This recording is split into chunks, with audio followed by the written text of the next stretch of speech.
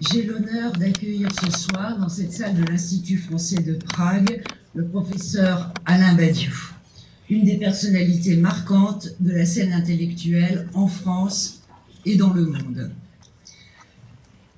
Il n'est pas question pour moi de donner un aperçu en quelques minutes de l'œuvre aussi vaste que variée d'Alain Badiou qui s'étend des ouvrages de philosophie aux romans et des essais politiques aux pièces de théâtre également. C'est bien le philosophe Alain Badiou que nous accueillons ce soir pour cette conférence intitulée « Qu'est-ce que la vérité ?» La notion de vérité occupe une place centrale dans l'œuvre philosophique d'Alain Badiou et elle débouche sur une théorie originale, donnant à la vérité un sens très différent des définitions anciennes, classiques ou modernes. Il ne s'agit ni de la vérité transcendante, ni de la vérité définie comme adéquation entre la chose et l'intellect, ni d'une notion existentielle de la vérité comme expérience ou dévoilement. À ma connaissance, pour Alain Badiou, c'est la notion d'événement qui joue un rôle originel et décisif dans la construction du processus de la vérité ou des vérités.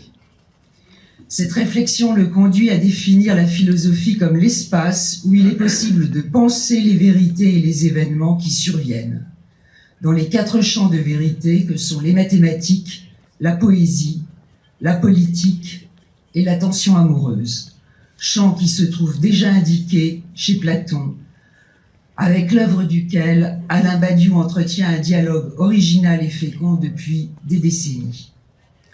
Pour conclure cette brève introduction, je ne peux m'empêcher de signaler en forme de clin d'œil que nous sommes ici à Prague et que la devise de la République tchèque, héritée de Jan Hus et reprise depuis 1918, est Pravda vítězí.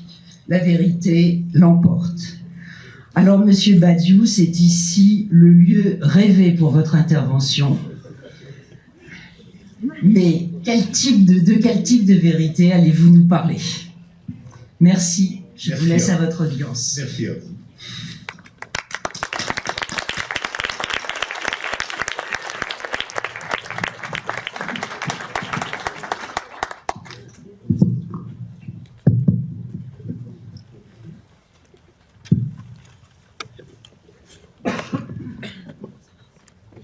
Ce dont je vais vous parler ce soir est très important pour moi, car je peux dire que tout mon travail philosophique revient en fait à proposer une nouvelle définition de ce que c'est qu'une vérité et d'en tirer des conclusions quant à notre existence comme sujet dans le monde. Alors, je voudrais faire une petite histoire personnelle de cette recherche. L'être et l'événement, le livre sans doute fondateur pour moi sur ce point, qui paraît en 1988. Ce livre, vous pouvez le considérer comme la première partie d'une construction en plusieurs temps. Et cette partie concerne principalement la question de l'être, la plus vieille question de la philosophie. Qu'en est-il de l'être en tant qu'être, comme le nommait Aristote, et qu'en est-il des voies et des moyens de le connaître? Alors ma proposition, c'est que l'être en tant qu'être, l'être dépouillé de toute autre caractéristique que le fait d'être, est tout simplement une multiplicité, rien d'autre. Tout ce qui est une multiplicité. Ce que j'appelle une multiplicité pure, c'est-à-dire une multiplicité qui n'est pas composée d'atomes. Sinon je dirais l'être, c'est l'atome, et pas la multiplicité. L'être est composé d'éléments, un multiple est toujours composé d'éléments, mais ces éléments sont eux-mêmes des multiplicités, qui sont elles-mêmes composées de multiplicités, et ceci arrive à un point d'arrêt en descendant, la décomposition de toute multiplicité, mais cet arrêt n'est pas l'un, un élément unique, parce que l'un serait forcément un atome, et l'être serait donc l'un, et non pas le multiple, mais cet arrêt est le vide, la multiplicité qui n'a plus aucun élément. Donc, tout ce qui est va aller du vide, qui est le néant matériel et réel, jusqu'aux combinaisons les plus infinies de multiplicité. Alors, par ailleurs, l'être et l'événement développent une théorie des vérités, qui est une théorie formelle des vérités.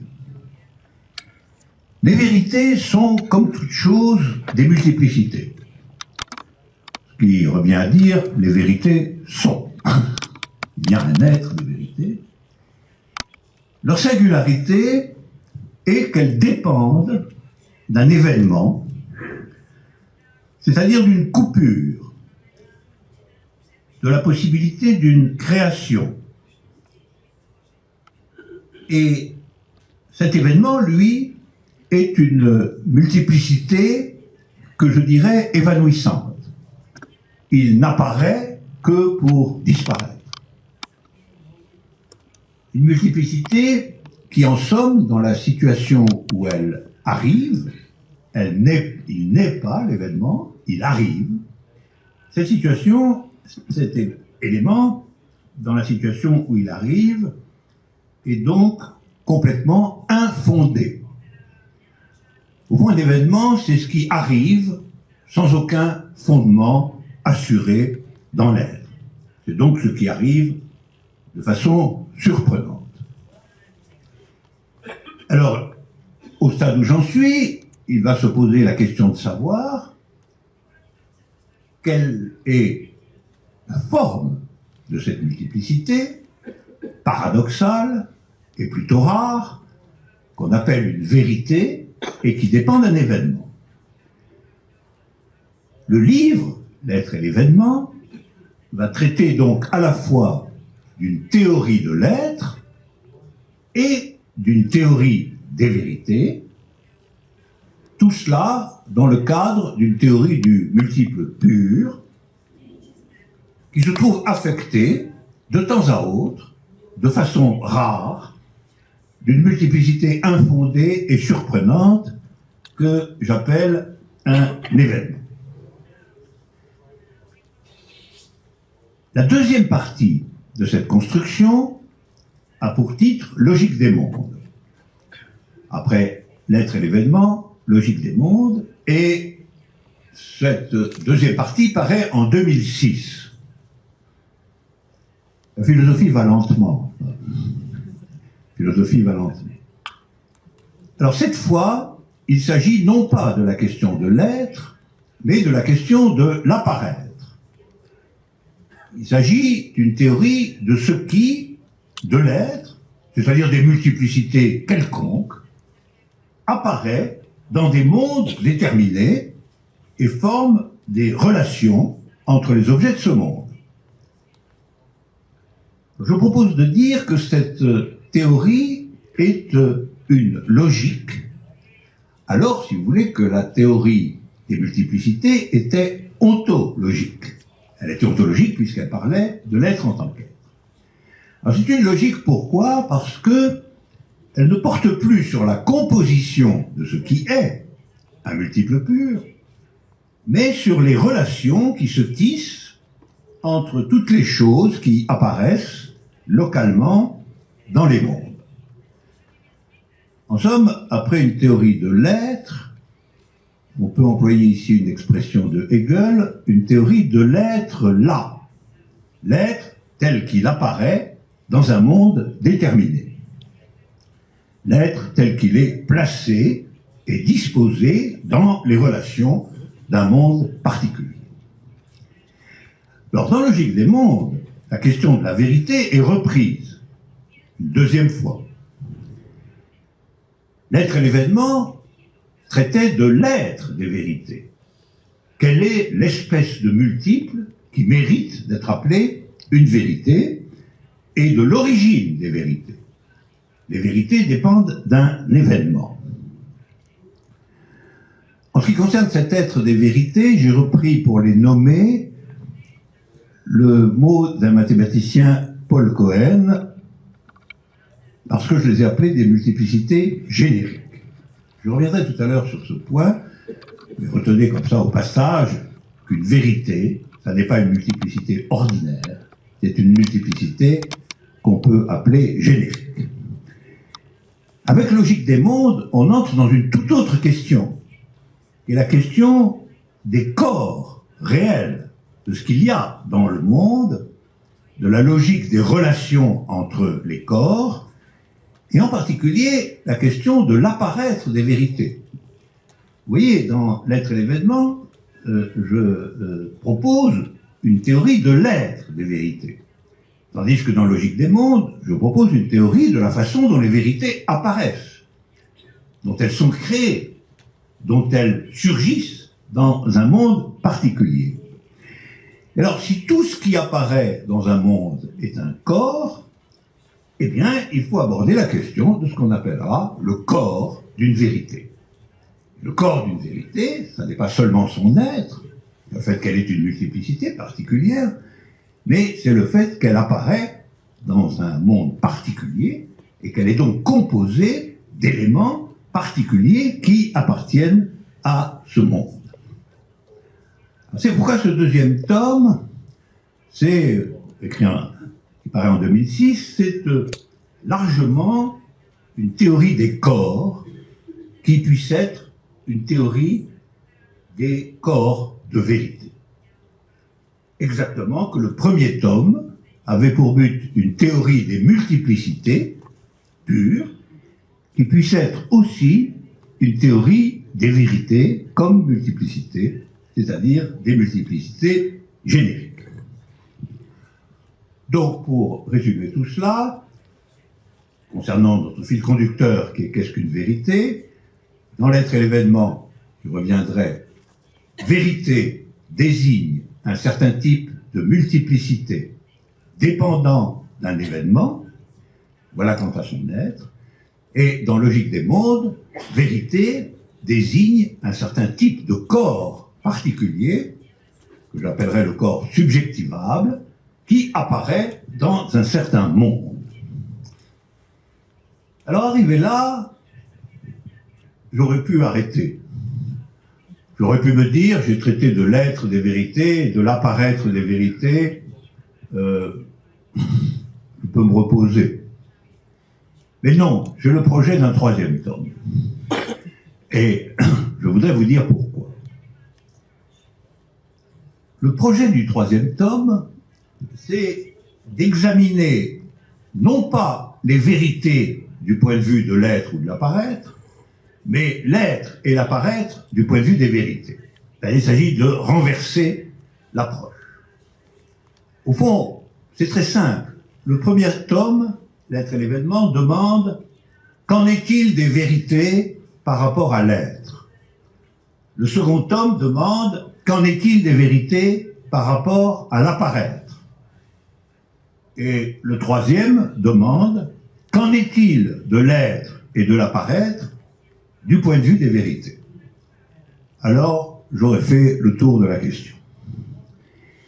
Alors le problème, c'est que en venir à ce troisième temps demande la solution de problèmes très difficiles que je voudrais essayer d'éclairer pour vous. Une vérité, du point de vue humain, du point de vue anthropologique, une vérité pour nous tous, elle se compose toujours d'incorporations individuelles dans des ensembles plus vastes. Quand nous pratiquons une vérité, ou que nous rencontrons une vérité, qu'elle soit une œuvre d'art, une démonstration scientifique, un soulèvement politique, une rencontre amoureuse.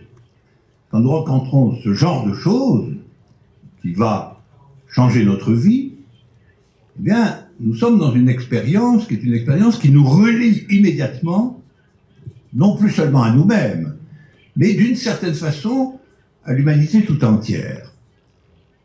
Et je voudrais donc savoir, c'est la question que je me pose maintenant, comment le monde, les individus du monde, comment ils se disposent, comment ils apparaissent, quand on les examine à l'intérieur du processus d'une vérité elle-même. C'est donc une question qui renverse, vous le voyez, la perspective des 2 premiers volumes. On se demandait ce qu'étaient les vérités du point de l'être et de l'apparaître. On se demande maintenant ce qu'il en est de l'être et l'apparaître du point de vue des vérités. Et alors, on se heurte à des problèmes de dimension, à des problèmes d'échelle. Les vérités sont essentiellement infinies. Je ne vous donne pas la démonstration de ce point, mais vous pouvez vous en faire une image. Une vérité, c'est ce qui va rester. Une vérité, c'est ce qui a été créé à un moment donné, mais qui d'une certaine manière reste vrai ensuite pour toujours. Donc une vérité, ça a une puissance qui va au-delà du temps, qui survit au temps. C'est une image de ce que on peut qualifier d'infinité des vérités, tandis que les corps et nous-mêmes, tels que nous apparaissons dans les mondes, ça nous semble absolument fini, marqué de finitude, marqué de mortalité, marqué de faiblesse. Il faut donc s'engager, lorsqu'on parle du monde vu à partir des vérités, il faut s'engager dans la question de la relation du fini et de l'infini. Relation qui tourmente la philosophie depuis Descartes. Descartes qui disait, chose très étrange, que l'infini était une idée plus claire que le fini.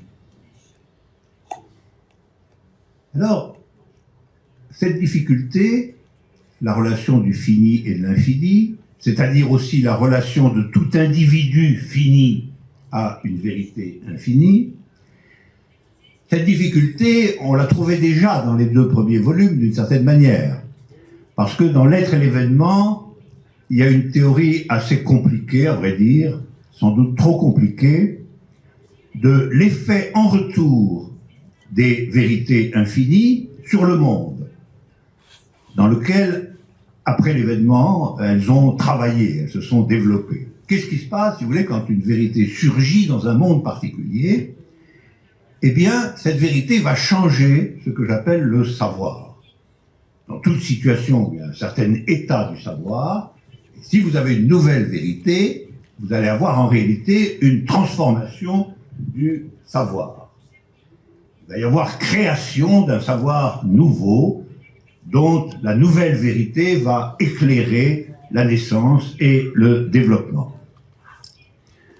Alors, c'est une vieille idée qu'on trouve chez Platon, dans quelque chose que vous connaissez sans doute, qui est l'allégorie de la caverne. Platon nous dit, on arrive à l'idée, c'est-à-dire à la vérité, en sortant de la caverne des apparences, mais il faut redescendre dans la caverne pour éclairer ce qui existe à partir de l'idée. Et il faut le faire, quitte à encourir un certain nombre de risques.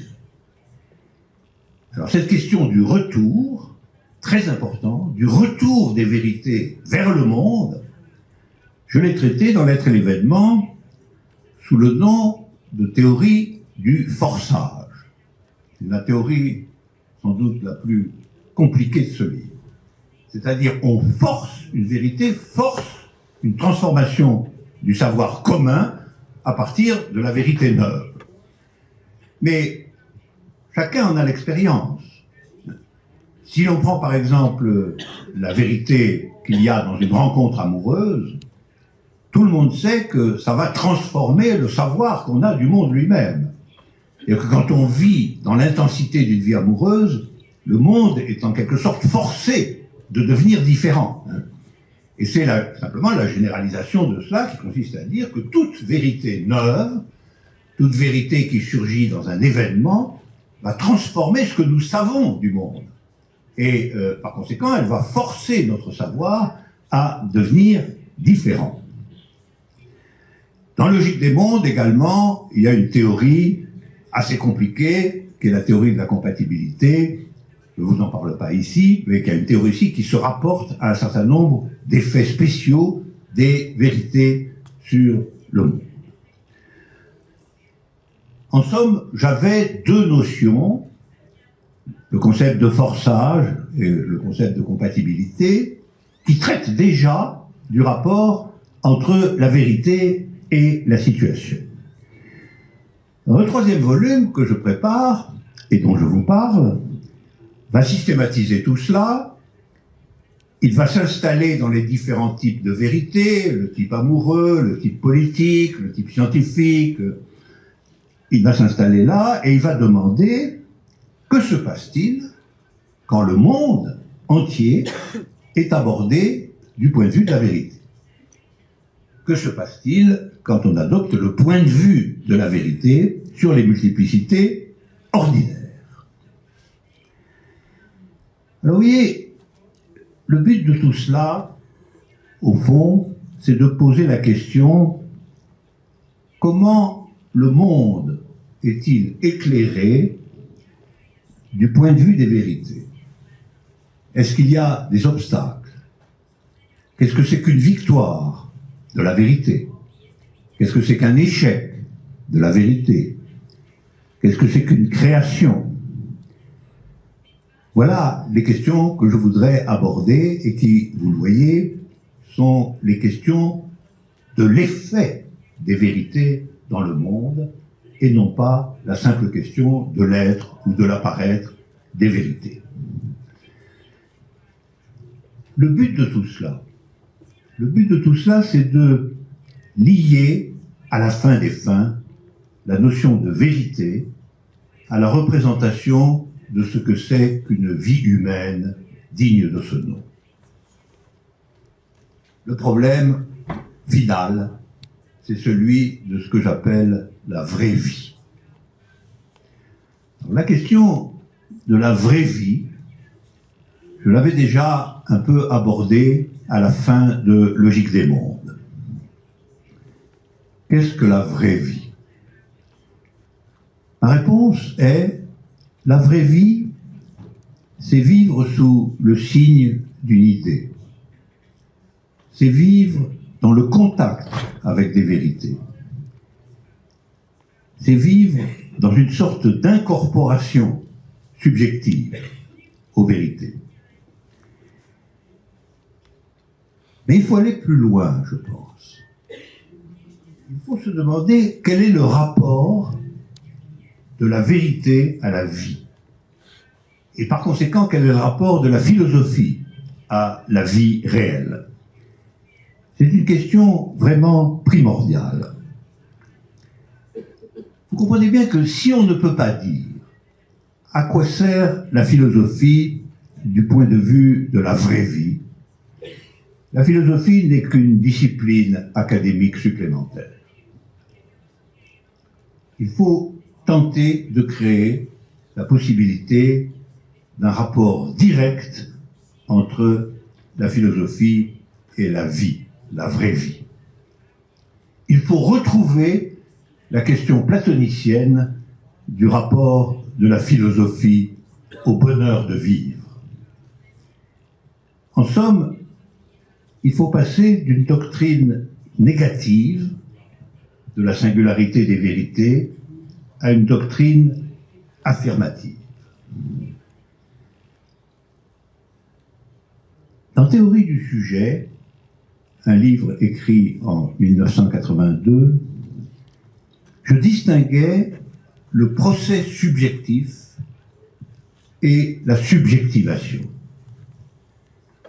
Autrement dit, je distinguais la constitution d'un sujet, son être, si vous voulez, du moment où le sujet se constitue lui-même dans son rapport à quelque chose.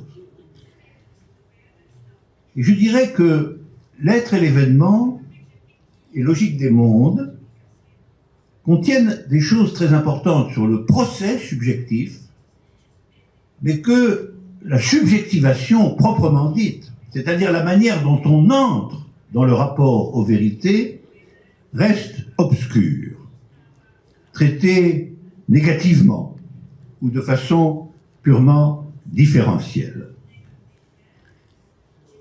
La subjectivation, vous le voyez, c'est la façon dont on subjective de l'intérieur le protocole de vérité. Je crois qu'il me manque encore, une autocritique, je crois qu'il me manque encore une intuition véritable de ce que c'est que la subjectivation. Et surtout, de ce que peuvent être, pour une même vérité, des subjectivations différentes. Je voudrais prendre ici un exemple très simple. Deux personnes différentes regardent un grand tableau, une grande œuvre picturale. On aura un fragment d'incorporation à la vérité artistique,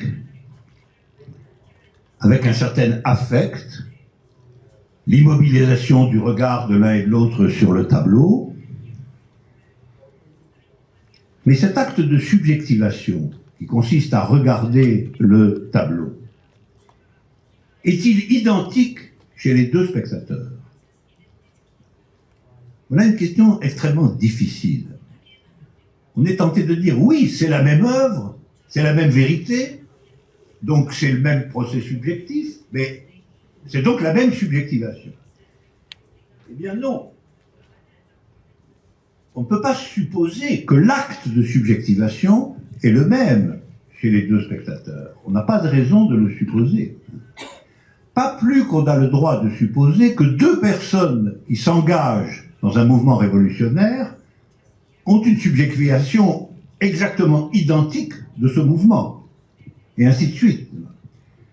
Question très délicate, qu'est-ce qui fait la différence de deux subjectivations au regard d'une vérité qui est la même et qui, de surcroît, est universelle? À la fin des fins, l'expérience de regarder ce tableau peut concerner des milliers ou des millions de spectateurs dans des générations successives. Va-t-on supposer des subjectivations à chaque fois différentes? Cela va rompre l'unité du sujet supposé de la vérité. Et ne va pas-t-on entrer dans la phrase de Pirandello, à chacun sa vérité? Mais si on dit à chacun sa vérité, il n'y a en un certain sens plus de vérité du tout. Dans le cas du tableau, il y aura un objet unique qui va se disloquer, se démultiplier selon les perceptions des uns ou des autres. Alors, le problème ne peut être résolu que si on fait un détour par la question de la négation.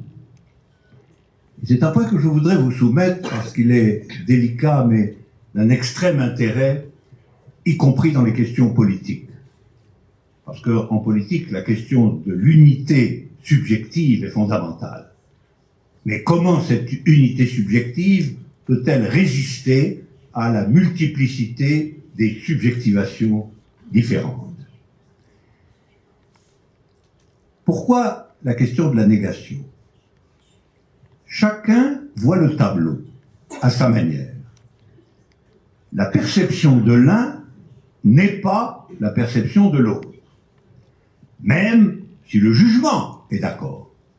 Même si l'un dit « j'aime ce tableau », que l'autre dit aussi « j'aime ce tableau », néanmoins la subjectivation peut être supposée différente. Par conséquent, la perception de l'un n'est pas la perception de l'autre.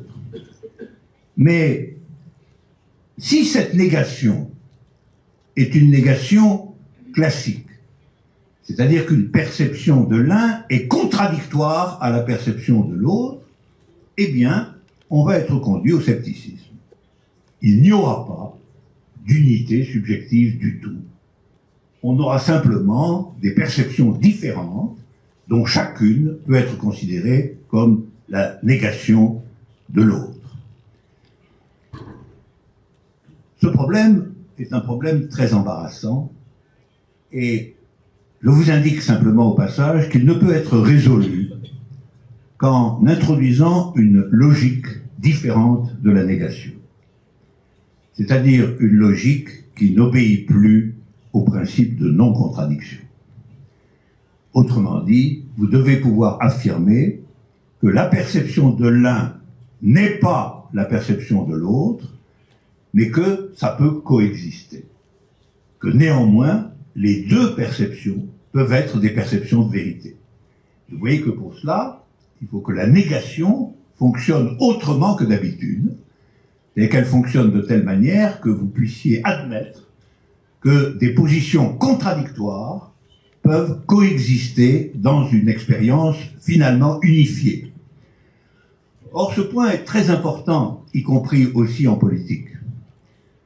Supposez par exemple que dans une unité politique, à propos d'une décision, il y ait des avis différents, des subjectivations différentes. Comment traiter le problème?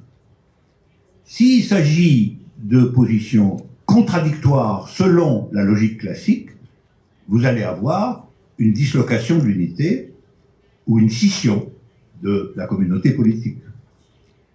Mieux vaut considérer que les deux subjectivations peuvent continuer à travailler de façon coexistante à l'intérieur de leurs différences. C'est un problème très essentiel aujourd'hui, dans tous les domaines, que de se demander comment une certaine négation peut fonctionner à l'intérieur d'une unité essentielle.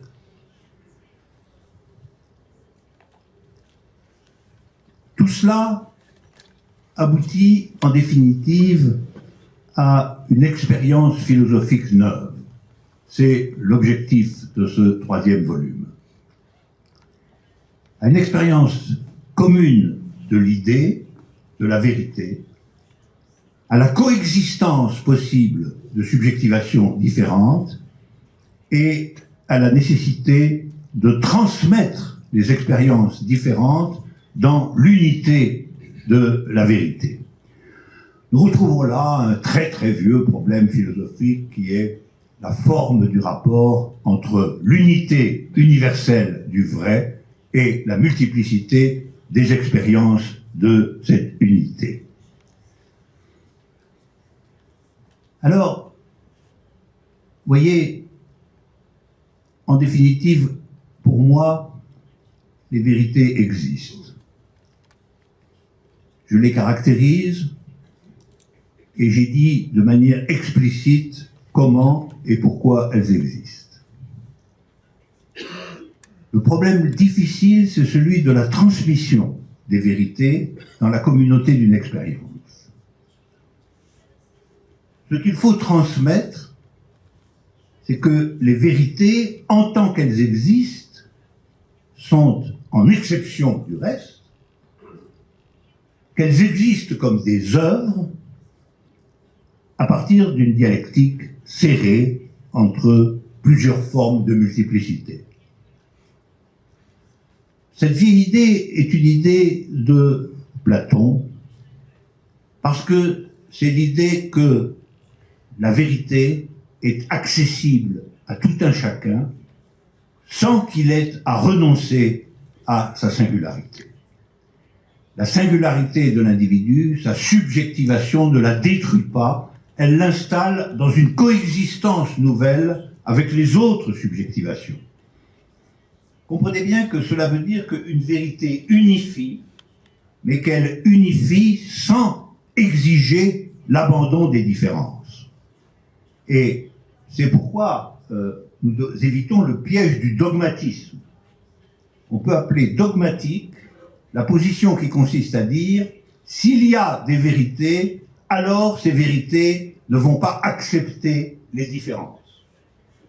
Tout le processus que je vous décris, et dont je donnerai le détail techniques plus tard.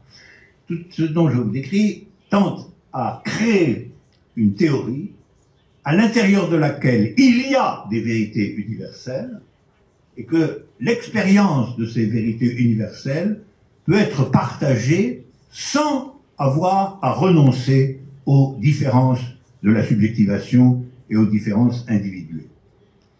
Ce qui veut dire qu'il peut exister une théorie non dogmatique des vérités universelles.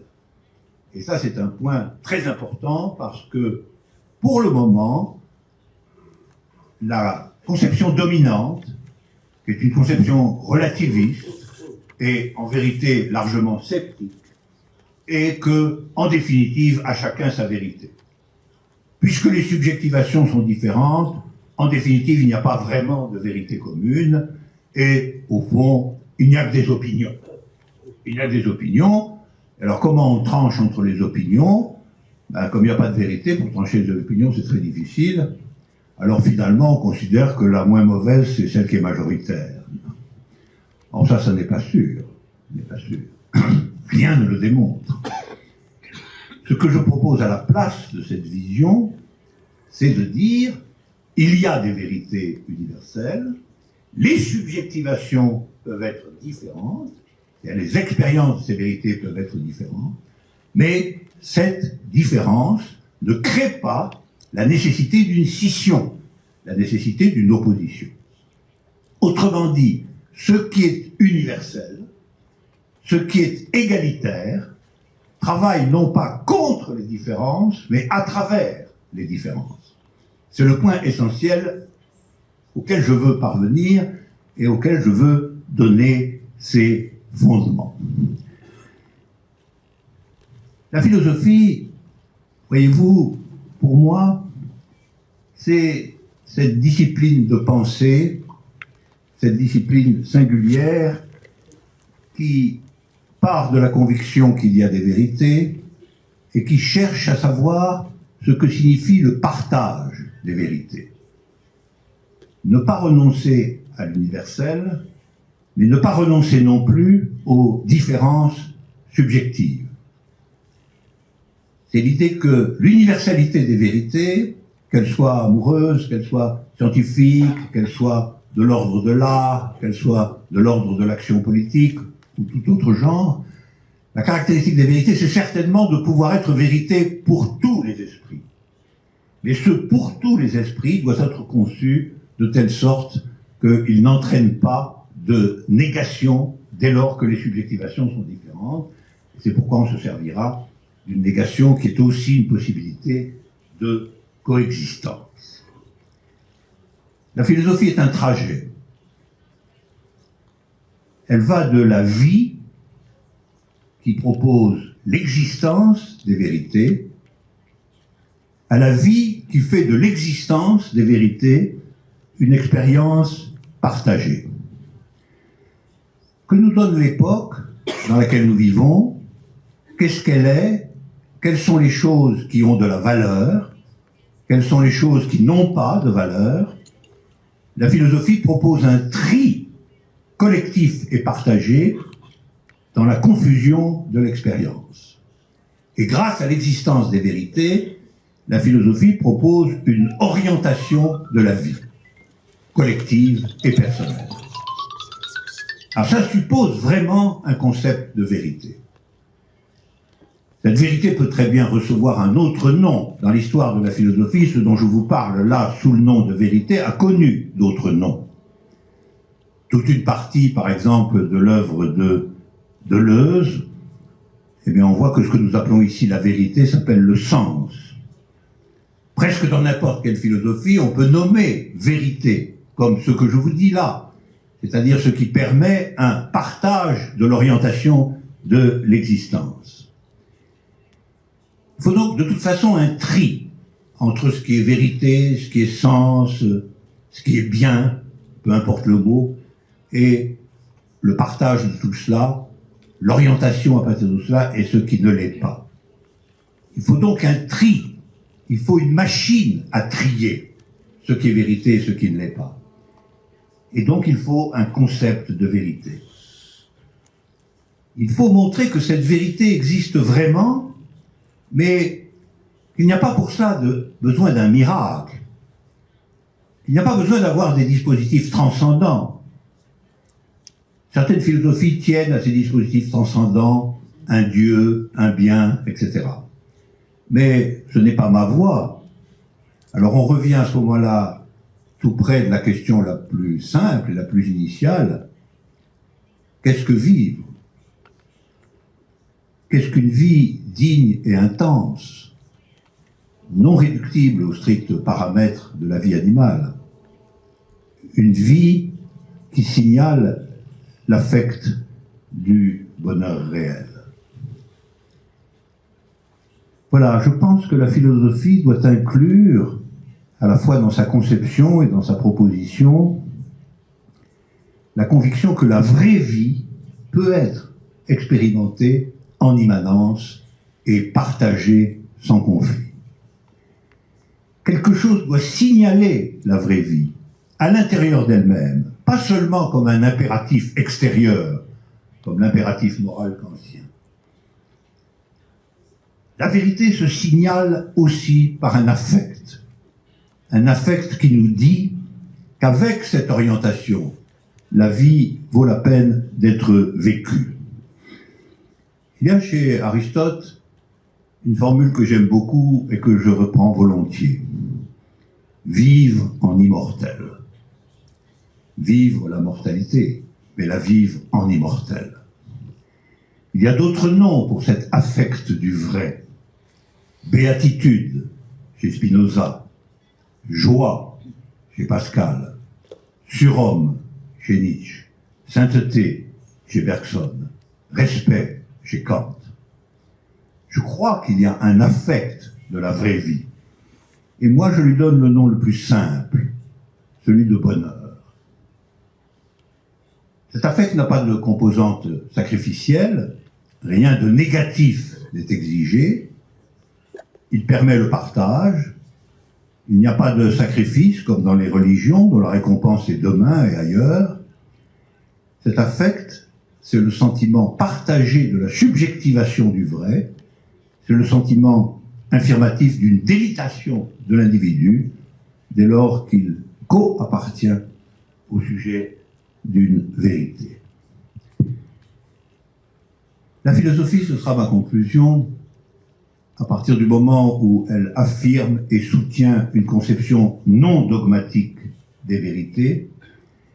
La philosophie, c'est trois choses. C'est un diagnostic de l'époque. Qu'est-ce que notre époque nous propose? C'est une construction à partir de cette proposition contemporaine d'un concept de vérité. Et c'est enfin une expérience existentielle et partagée relative à la vraie vie. Diagnostic sur l'époque, que nous propose-t-elle? Construction d'une idée partagée et non dogmatique de la vérité. Expérience de la vraie vie et de son affect. L'unité des trois, c'est la philosophie. L'unité des trois, c'est la philosophie. Le contexte dans lequel il peut y avoir une vérité, le concept de cette vérité et l'orientation de la vie en fonction de son existence. À un moment donné, vous savez, la philosophie, c'est une philosophie. Quand j'aurai écrit mon 3e volume, j'aurais proposé l'unité des trois composantes de toute philosophie, et je pourrais vous dire, la philosophie, c'est moi. Et c'est donc aussi bien, vu ce que je vous ai dit sur le partage, c'est aussi bien égalitairement vous tous, qui me lisez ou pas, qui pensez ce faisant avec moi, ou contre moi, ou sans moi, aussi bien. Mais c'est le partage des vérités qui compte. Ce n'est pas le partage de la théorie des vérités. C'est l'expérience des vérités elles-mêmes qui compte. Si penser il y a, il y a l'éternité d'une expérience terrestre. C'est cela que la philosophie essaie de rendre possible. Elle ne le crée pas, elle cherche à l'éclairer, à le rendre possible. L'éternité d'une expérience terrestre, celle d'une immanence à la vraie vie. La vraie vie, la vie qui partage la subjectivation des vérités et qui se réjouit de leur existence. Et dans l'immanence à la vraie vie, nous tous, amis et ennemis, lecteurs et non-lecteurs, philosophes et non-philosophes, nous partagerons le bonheur de cette immanence. Merci.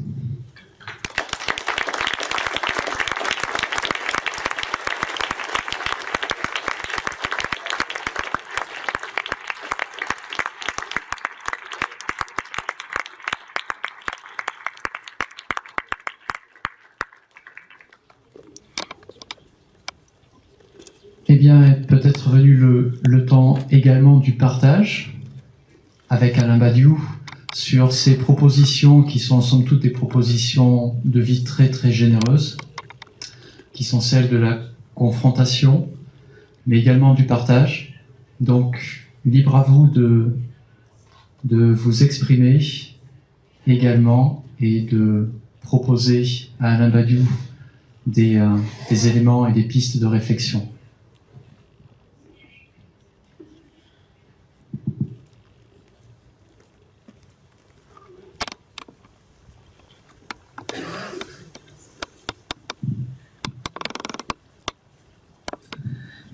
Jenom krátce. Já se chci zeptat, jestli já jsem básník, ale český básník, a jestli znáte, se chci zeptat, jestli znáte ve Francii některého básníka, který by se nechal cizím štěstím, jestli se nechal cizím štěstím brutálně zrecyklovat tou současnou dobou. Děkuji.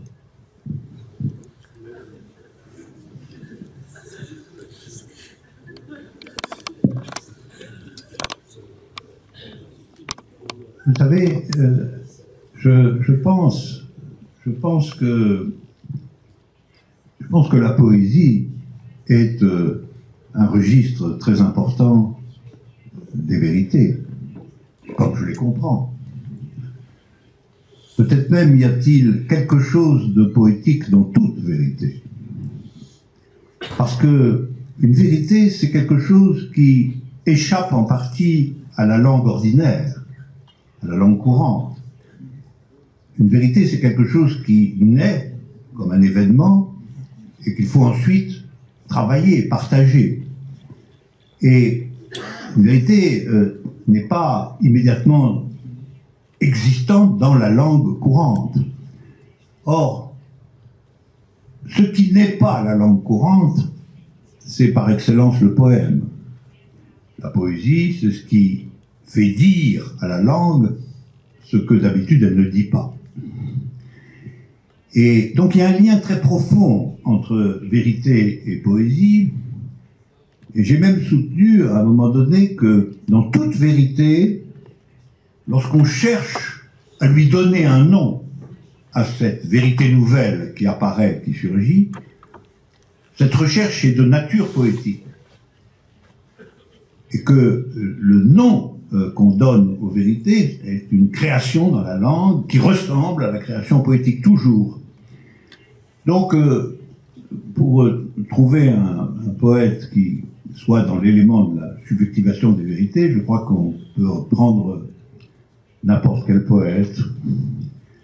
Et donc, j'en trouverai sûrement un. Oui, encore une question ?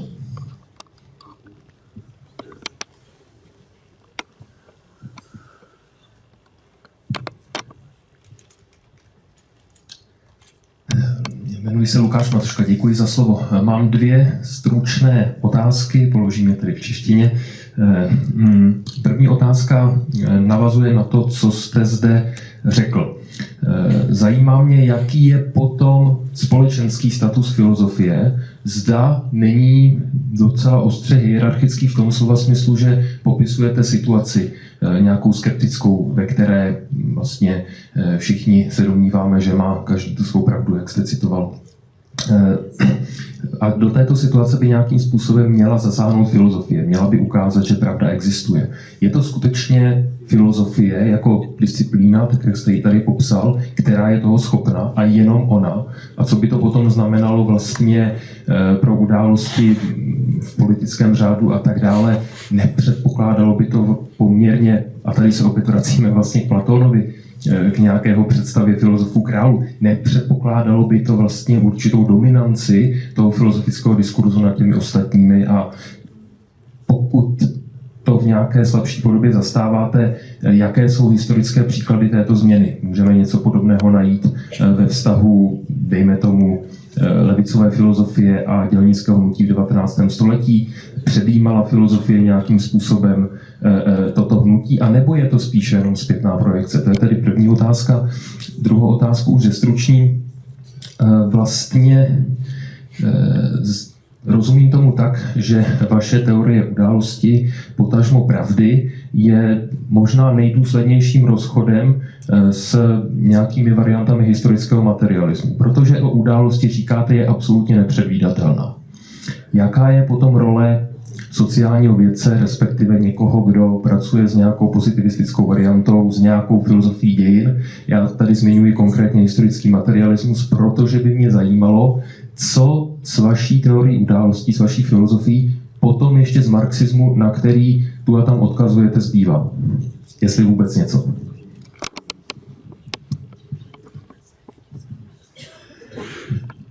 Alors, sur la première question, je voudrais rappeler que j'affirme absolument que les vérités ne sont pas créées par la philosophie. La philosophie n'est pas une discipline qui crée les vérités, elle est simplement une discipline qui essaie de proposer à chaque époque, depuis le monde grec jusqu'à aujourd'hui, elle essaie de proposer à chaque époque une théorie de la vérité qui soit ajustée à la production de vérité de son époque. Parce que les époques successives créent des genres de vérités différents. Par exemple, en Grèce, on voit apparaître la géométrie et l'arithmétique, mais aujourd'hui, on voit se développer, mettons, la géométrie algébrique ou des disciplines, y compris mathématiques, tout à fait nouvelles, tout à fait différentes. Donc, la philosophie ne crée pas les vérités, elle essaie de permettre de leur repérage, leur identification, en proposant un outil nouveau qui est un concept de vérité. Ça, c'est le premier point.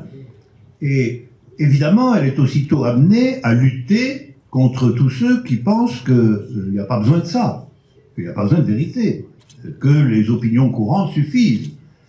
C'est pour ça que dès le début, Platon engage la lutte contre les sophistes. Parce que la doctrine des sophistes, c'est il n'y a pas de vérité, il n'y a que des opinions plus ou moins fortes. Et la philosophie va lutter contre cette idée que c'est la force qui règle la circulation des idées. La théorie des sophistes, c'est une idée s'impose quand elle est la plus forte. Voilà. Et la philosophie, c'est ce qui dit non, l'idée doit s'imposer à raison de son universalité réelle, c'est-à-dire à raison de sa vérité. Et ça engage un conflit qui se poursuit contre le scepticisme, contre le sophisme, contre le cynisme, etc., tout du long de l'histoire de la philosophie classique. Donc ça, c'est un point très important, et qui distribue assez bien le rapport entre les créations de vérité, qui relèvent de champs spécifiques, qui sont les champs de la création humaine, création des œuvres d'art, création des théories scientifiques, création des grandes figures de la passion existentielle, création des grandes nouveautés politiques. Donc il y a le champ de la création humaine, et puis il y a le champ de l'identification dans cette création humaine de ce qui est réellement universel, de ce qui mérite le nom de vérité, c'est ça qui est la tâche de la philosophie. Ça, c'est un point qui est très général et que je n'invente pas. Alors, sur la deuxième question, je pense que le fait que les grands événements, y compris et surtout politiques, soient imprévisibles, ça c'est un fait. Même Marx, même Engels n'ont jamais nié ce point. Ils n'ont jamais dit qu'on pouvait déduire la Révolution française des conditions sociales de l'Ancien Régime. Il y a des partis déterminés, et puis il y a des partis qui ne le sont pas du tout. Et en fin de compte, quand il y a un grand événement, ce qui les caractérise justement, c'est qu'il n'était pas prévisible. Personne ne l'a prévu, et tous les acteurs de ce mouvement sont dans l'imprévisible. On voit bien que quand il y a une révolution, la situation change tous les jours. Et elle n'est prévue par personne. Et donc il faut s'adapter aux circonstances, de sorte qu'il en va de même quand surgit un nouveau courant artistique totalement novateur. Tout ça est imprévisible. Donc simplement, il faut intégrer au matérialisme, qui permet d'expliquer des tas de choses, il faut intégrer au matérialisme cet élément supplémentaire qu'il y a des événements. Et c'est pourquoi même mon maître Louis Althusser a fini par parler d'un matérialisme aléatoire. Matérialisme aléatoire, ça signifiait qu'il y a aussi quelque chose qui n'est pas prévisible. Entre parenthèses, c'est une très vieille idée, puisqu'on la trouve déjà chez Épicure. Le matérialisme atomistique d'Épicure comporte un élément aléatoire qu'il appelle le clinamen, la déviation. On voit très bien qu'un matérialisme authentique fait place aussi à l'imprévisible. Voilà. Donc, je me sens en état de rester marxiste.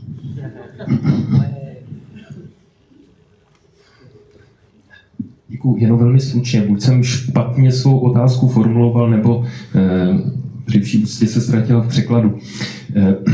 Tedy ještě jednou, moje první otázka se neptala na to, jak je to možné, že filozofové vytvářejí pravdy, nebo je přísně za to předcházejí.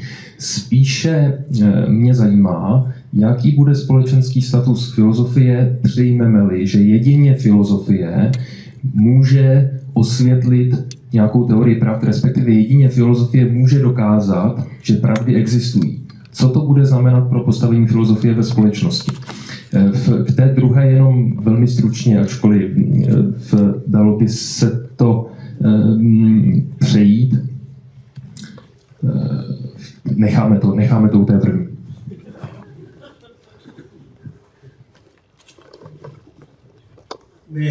Mais le philosophe a toujours été le personnage qui prenait la parole au nom de la philosophie. Le statut social n'est pas déterminé. Il n'y a pas de détermination du statut social de la philosophie. En particulier, il ne faut pas du tout confondre l'existence créatrice de la philosophie avec le fait qu'il y ait une discipline universitaire qui s'appelle la philosophie. Ce qui est très bien d'ailleurs. Mais la philosophie créatrice, elle a été inventée par des gens tout à fait différents. Prenez Descartes, par exemple, il n'était absolument pas dans l'université qui existait à son époque. Au contraire, il polémique contre la Sorbonne, etc. Il y a des personnages tout à fait étranges dans la philosophie, des espèces d'égarés solitaires comme Nietzsche. Il y a les philosophes du XVIIIe siècle qui sont des intellectuels engagés, déjà, des gens qui mènent des combats politiques périlleux, exposés. Il y a des sortes de demi-autodidactes qui fonctionnent tout seuls, un peu comme des fous, comme Auguste Comte. Philosophe, c'est n'importe qui en vérité. C'est n'importe qui s'est avéré capable, à un moment donné, dans des conditions très variables et très complexes, de prendre position sur la question des vérités. Et même Socrate, c'est un personnage créateur, c'est un personnage qui se baladait dans les rues en parlant aux gens, pas de statut particulier. Il n'était ni pauvre ni riche d'ailleurs. Donc je pense que de même que les vérités